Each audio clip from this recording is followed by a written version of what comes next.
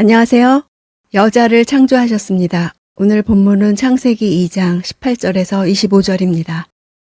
18절 여호와 하나님께서 말씀하셨습니다. 사람이 혼자 있는 것이 좋지 않으니 내가 그에게 알맞은 돕는 사람을 만들어주겠다. 좋지 않다에서 좋다는 토부입니다. 좋지 않다는 것은 더 좋은 상태가 있다는 것입니다. 배필은 바라보다, 마주대하다 라는 의미가 있습니다.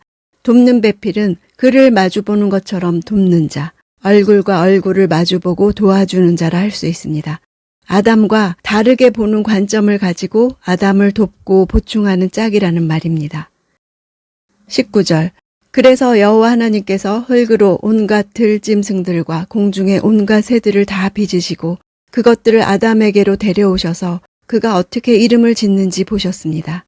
아담이 각 생물을 무엇이라 부르든지 그것이 그의 이름이 됐습니다. 이름을 짓고 이름을 부르는 것은 곧 창조의 완성을 뜻합니다. 이름이 있어야 피조물이 비로소 존재하게 됩니다. 아담에게 이름 짓는 일을 맡기심으로 창조를 완성하게 하십니다. 이름을 지으려면 그 사물의 본질에 대한 깊은 이해를 먼저 가지고 있어야 합니다. 아담은 하나님이 주신 직관력과 통찰력을 가지고 자신에게 나온 각 동물들의 특징을 명확히 파악하고 각 동물에게 적절한 이름을 부여했을 것입니다. 또 이름을 짓는 것은 이름을 짓는 자가 이름을 지어준 대상에 대해 소유권이 있음을 나타내기도 합니다. 인간이 이름 짓는 일을 통해 만물을 다스리는 일이 무엇을 뜻하는지 비로소 알게 되었습니다. 아담은 이름을 지어줌으로써 자신의 지위와 권한을 확인했습니다. 하나님을 대신해 피조물을 다스릴 수 있는 권한을 위임받은 것입니다. 20절 아담이 모든 가축과 공중의 새와 모든 들짐승에게 이름을 지어주었습니다. 그러나 아담은 자기에게 알맞은 돕는 사람을 찾을 수 없었습니다. 아담은 하나님으로부터 부여받은 인간으로서의 권위를 가지고 각 동물의 이름을 공적으로 선언함으로써 자신에게 주어진 첫 번째 공적 직무를 수행하며 자신의 권위와 위엄을 피조물들에게 보여주었습니다. 이름 짓는 일은 또 하나의 중요한 목적을 가지고 있었습니다. 아담이 함께 살아갈 동반자의 필요성을 느끼게 된 것입니다. 동물들 중에는 그가 마음을 열고 교제할 수 있는 짝이 없다는 것을 깨달았습니다. 하나님은 아담 스스로 홀로 있는 것이 좋지 않다는 사실을 깨닫게 하셨습니다. 21절 여호와 하나님께서 아담을 깊은 잠에 빠지게 하시니 그가 잠들었습니다. 하나님께서 그의 갈비뼈 하나를 취하시고 살로 대신 채우셨습니다. 깊은 잠에 빠지다 이 단어는 단순히 잠자다는 의미뿐 아니라 정신을 잃다라는 뜻도 있습니다. 아담이 자연적인 수면 상태에 있었던 것이 아니라 하나님의 강권적인 역사로 말미암은 초자연적인 깊은 잠에 빠졌다는 뜻입니다. 헬라어 구약 성경인 70인역은 이 단어를 황홀한 무화경을 의미하는 엑스타시스라고 번역해서 이때 아담에게는 아무런 고통도 없었음을 보여줍니다. 갈비뼈로 번역된 단어는 옆면, 옆구리라는 뜻입니다. 즉 대등한 존재라는 뜻입니다.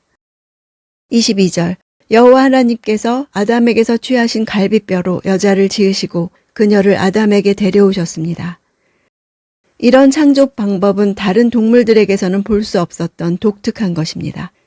다른 동물들은 암수 함께 여러 쌍을 동시에 창조하셨으나 사람만큼은 한 남자 아담을 먼저 창조하시고 다음에 여자는 피조물들 중 처음으로 살아있는 생명체로부터 창조된 존재입니다. 결혼 제도는 인간의 창조와 동시에 주어진 신성한 것입니다. 23절 아담이 말했습니다. 드디어 내 뼈 가운데 뼈요, 내 살 가운데 살이 나타났구나.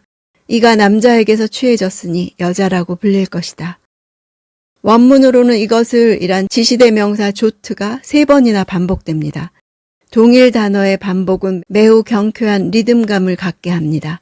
자신에게로 다가오는 한 여성 하와를 보는 아담의 기쁨이 너무나 컸음을 잘 보여줍니다. 뼈와 살은 몸 전체를 대표하는 단어로 둘 다 몸으로 번역되기도 했습니다.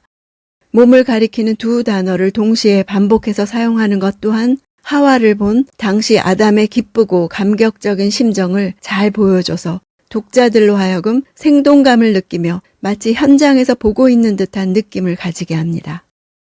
지금까지 사람을 가리킬 때는 아담이란 단어만 쓰였습니다. 여기서 여자란 남자 이쉬에 여성형 전미사를 더한 이쉬아입니다. 이쉬는 강함이란 뜻으로 주로 여성과 대비되는 남성을 가리킬 때 사용됩니다. 24절. 그러므로 남자가 자기 아버지와 어머니를 떠나 그 아내와 결합해 한 몸을 이루게 되는 것입니다. 구약에서 떠난다는 단어는 흔히 이스라엘이 하나님과의 언약 관계를 파괴하는 것을 묘사하는 데 사용됩니다. 반면 결합, 연합은 언약을 잘 이행하고 유지하는 것을 뜻합니다. 그러므로 부모를 떠나 아내와 연합한다는 것은 부모에게 하던 충성을 정리하고 아내에게 충성을 맹세하는 행위입니다. 결혼을 언약 행위로 묘사하고 있습니다. 25절. 아담과 그의 아내가 둘 다 벌거벗었지만 서로 부끄러워하지 않았습니다. 벌거벗음은 두 사람 사이에 있었던 신뢰와 열린 마음을 상징합니다. 부끄러워한다는 것은 수치스럽다, 낙담하다 이런 뜻입니다. 범죄하기 이전의 사람에게는 전혀 없었습니다. 인간의 삶을 우울하게 만드는 실망감과 수치심은 인간 타락 이후에 주어진 것입니다. 하나님은 말씀 한마디로 천지를 창조하시기도 하고 흙과 티끌을 만지며 인간을 창조하시는 노동자이시기도 합니다. 피조물의 좋지 않음을 발견하고 개선해 가시는 실험적인 하나님이십니다. 모든 천지 만물을 단번에 창조하시는 현재 완료형 창조주임과 동시에 영원히 현재 진행형인 창조주이시기도 합니다. 창조기사는 가정 창조로 마무리됩니다. 에덴 동산의 경작과 보호에는 가정이 결정적으로 중요합니다. 아담과 하와가 하나님을 대신해서 이 땅을 다스리려면 긴밀하게 동역해야 합니다. 그 사명 감당은 하와가 아담의 맞은편 돕는 자로서의 역할을 얼마나 잘 수행하느냐에 달려 있었습니다. 가정의 목적은 하나님을 아는 지식을 쌓아가며 말씀에 순종을 더해갈수록 하나님의 선하신 뜻을 알고 하나님을 자발적으로 경배하고 섬기도록 부름받은 것입니다. 오늘 이 가정의 목적을 다시 묵상하고 적용하는 시간 되기 원합니다.